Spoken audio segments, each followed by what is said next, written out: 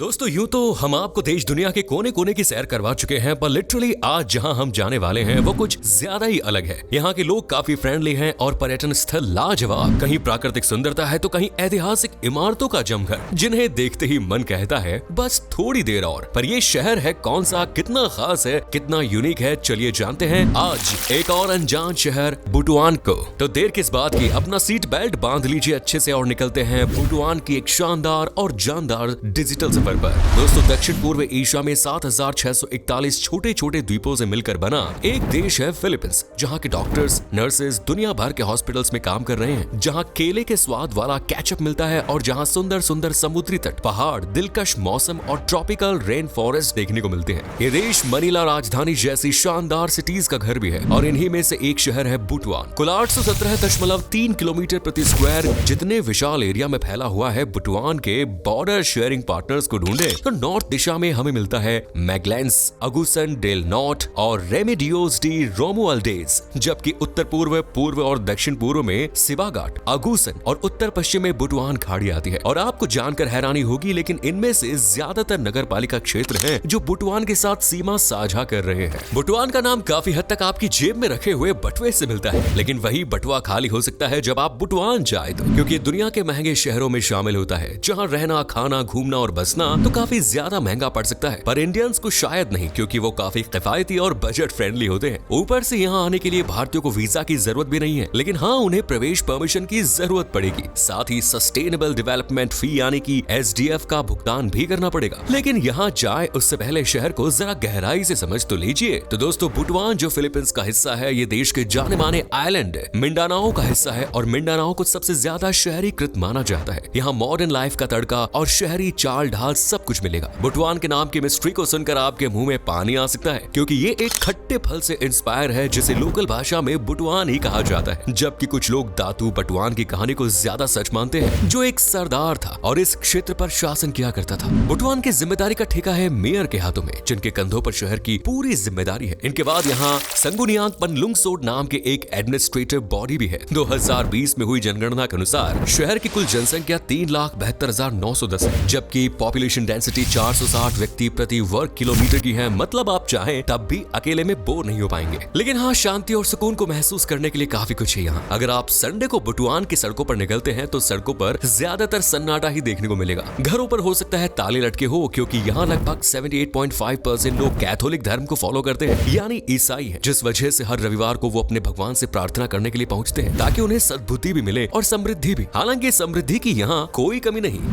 आपको शायद यकीन ना हो, पर यह छोटा पैकेट बड़ा धमाका फिलीपींस की अर्थव्यवस्था में कई तरह से सहयोग करता है। बुटवान कमर्शियल और इंडस्ट्रियल सेंटर पॉइंट भी है और ये शहर एक रणनीतिक व्यापारिक केंद्र की तरह काम करता है। यहाँ की प्रमुख सड़कें शहर को कई मुख्य शहरों से जोड़ती हैं, जिसकी मदद से बुटवान से बड़ी संख्या में मशीनरी, फिशिंग से जुड़ी चीजें और एग्रीकल्चर प्रोडक्ट्स जैसे सब्जियां, फूल, फल वगैरह एक्सपोर्ट किए जाते हैं, जबकि जरूरत की चीजें मंगवाई जाती है। यहाँ इकोनॉमी का सबसे बड़ा जरिया है सर्विस सेक्टर, जो शहर के कुल ग्रोस डोमेस्टिक प्रोडक्ट में 73.6% तक सपोर्ट करता है, जबकि कृषि, वानिकी और मछली पकड़ने से 2.6% तक का साथ मिलता है। इसके अलावा बैंकिंग, फाइनेंस और इन्वेस्टमेंट सेक्टर को भी लगातार बढ़ावा दे रहे हैं ये, जबकि rice mill, food processing, would processing, furniture, fuel distribution और ऐसे कई क्षेत्र हैं जो शहर की इनकम को साल दर साल बढ़ाने का काम कर रहे हैं और लोगों को खुश रहने का वरदान दे रहे हैं। पर अभी ये खुशी कुछ फीकी फीकी सी है, क्योंकि वेरियस सोर्स ऑफ इनकम होने के बाद भी बुटवान में गरीबी लोगों का पीछा छोड़ने को तैयार ही नहीं। 2023 की एक रिपोर्ट के अनुसार बुटवान की 26.60% आबादी ऐसी है जो गरीबी में रहने को मजबूर है, जिनमें से ज्यादातर लोग तो ऐसे भी हैं जो रोज खाने कमाने वाले हैं। अगर एक दिन भी रोजगार ना मिले तो उनके घर में चूल्हा तक नहीं जलता। ऐसा कई कई दिनों तक भी होता है, लेकिन कुछ सामाजिक संस्था, सरकार की पॉलिसी और नेक अधिकारी, सरकारी कर्मचारी इन लोगों के लिए दूत बनकर आते हैं और इनकी मदद करते हैं, जबकि कुछ अधिकारी सिर्फ अपनी जेबें भरने से मतलब रखते हैं। इन्हें ना तो गरीबी से मतलब है और ना ही उनकी लाचारी से। भ्रष्टाचार और इसमें लिपटे अधिकारी दीमक की तरह शहर को हर गुजरते वक्त के साथ खोखला बना रहे हैं। यूं तो ये एक डेवलपिंग शहर है जहां विकास अभी भी काफी हद तक बाकी है, लेकिन ये तब तक पूरा नहीं हो सकता जब तक भ्रष्ट अधिकारी कर्मचारी की छटनी ना हो। वैसे दोस्तों एक वक्त था जब बुटवान में सब कुछ बहुत अच्छा था। उस रोज इसे टिम्बर ऑफ द साउथ कहा जाता था। ये बात 1940 से 1970 के दशक की है, जब शहर में उद्योग के रूप में फेमस थी लकड़ी। यहाँ बड़ी संख्या में पेड़ हुआ करते थे, जिस वजह से लकड़ी की चाहत और इसकी जरूरत रखने वालों के लिए सबसे आकर्षक शहर था बुटुआन। हालांकि आज इसकी ये पहचान काफी हद तक धुंधली पड़ चुकी है और अब ये हरी भरी वादियों से ज्यादा खुले मैदानों से भरा हुआ है। और इसी तरह ये शहर कभी सोने और बोट निर्माण के लिए भी फिलीपींस का प्रमुख हुआ करता था, पर आज इस मामले में वो काफी हद तक पीछे है। बुटुआन में एक खास बात है जो आपको भी यहाँ ला सकती है। दरअसल शहर में कभी भी बेगानों जैसा फील नहीं होता, क्योंकि यहाँ हिंदू, मुस्लिम, बौद्ध और अन्य धर्मों के लोग भी बसते हैं। साथ ही कई जनजातियां, ट्राइब्स भी हैं, जैसे बुटुआनोन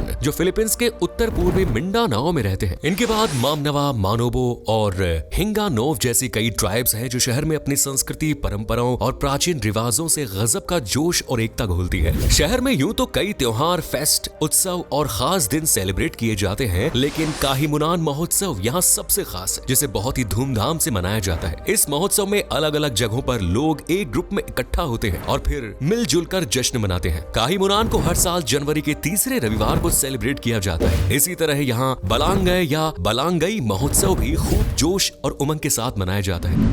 यहाँ कई सांस्कृतिक कार्यक्रमों का आयोजन भी किया जाता है जो लगभग पूरे महीने ही चलते हैं। साथ ही आप यहाँ अबायन महोत्सव, पालाग सिंह उत्सव, एडला होंग बुटुआन जैसे कई अन्य त्योहार, उत्सव भी देख सकते हैं। हमारा दावा है कि इन त्योहारों का हिस्सा बनकर आप भी बुटुआन के बारे में काफी कुछ जान जाएंगे। लेकिन हाँ, एक गलती ना करें। दरअसल ज्यादातर लोग इसे पिछड़ा हुआ बैकवर्ड शहर समझते हैं, पर ऐसा कुछ है ही नहीं। फिलीपींस में सबसे ज्यादा शहरीकृत शहरों में से एक है बुटुआन, जहाँ ज्यादातर लोग गाँव की जिंदगी छोड़ शहरों में बसे हुए हैं, जबकि गाँव को देखकर भी चक्कर आ सकते हैं, क्योंकि वो शहरों से भी ज्यादा आगे है बाय इंफ्रास्ट्रक्चर, इकोनॉमी और एजुकेशन में भी। यहाँ बसा हर गांव किसी शहर से कम नहीं। बच्चों के पास बेशक वेल्दी फैमिली ना हो, लेकिन एजुकेशन के रूप में सबसे शक्तिशाली हथियार जरूर है। शहर का लिटरेसी रेट भी 88% से ज्यादा का आंकड़ा छू चुका है और यहाँ 2 यूनिवर्सिटीज भी है। पहली फादर सेट्रिनो ओरियोस यूनिवर्सिटी, दूसरी है कारागा स्टेट यूनिवर्सिटी। ये दोनों ही शहर में युवाओं की हायर एजुकेशन की जिम्मेदारी उठा रही है, जबकि बेसिक शिक्षा की जिम्मेदारी कई स्कूल्स पूरी करवा रहे हैं, जिनमें ना तो टीचर्स की कमी है और ना ही स्टूडेंट्स की। यहाँ पढ़ाई के साथ साथ युवाओं में खेल का भी बहुत शौक है। कई त्योहारों पर नाव दौड़ जैसी एक्टिविटीज का आयोजन भी होता है, जबकि स्पोर्ट्स में स्विमिंग, तीरंदाजी, ताइक्वांडो और आर्मीज लोगों द्वारा सबसे ज्यादा पसंद किए जाने वाले गेम्स हैं, जबकि फुटबॉल, बेसबॉल जैसे अन्य गेम भी पसंद किए जाते हैं। शहर का प्रमुख बंदरगाह है मासाओ पोर्ट, जिसे इसलिए बनाया गया था ताकि शहर अन्य पोर्ट्स पर कम ही डिपेंड रहे या बिल्कुल ना ही रहे। हालांकि अभी भी इस पोर्ट को इंटरनेशनल स्टैंडर्ड्स पर खरा उतरने के लिए काफी मेहनत करनी है, लेकिन घूमने के लिए ठीक ठाक है, तो आप बिंदास होकर जा सकते हैं। बुटुआन में बोली जाने वाली मुख्य भाषा सिबानो, जो हमारी और आपकी समझ से तो बाहर है। इसके अलावा दूसरी है बुटुआनोन, जिसे समझने के लिए भी बहुत मगजमारी की जरूरत है। इन दोनों के अलावा फिलिपिनो और अंग्रेजी भी बोली जाती है, जिनमें बेशक अंग्रेजी आपकी मदद करने वाली है जब आप यहाँ घूमने के लिए जाएंगे। लेकिन घूमने में देखना क्या है, चलिए ये भी जान लेते हैं। तो सबसे पहले है अगुसन नदी के आसपास फैली प्राकृतिक सुंदरता, जिसे मिंडानाओ की सबसे चौड़ी नदी भी माना जाता है। माउंट मायापे की समुद्र तल से ऊंचाई 2214 फीट की है और इसे अपना ये नाम प्राचीन समय के माजापहित साम्राज्य से मिला है। इस पर्वत के ऊपर ट्रैकिंग करने से लेकर आप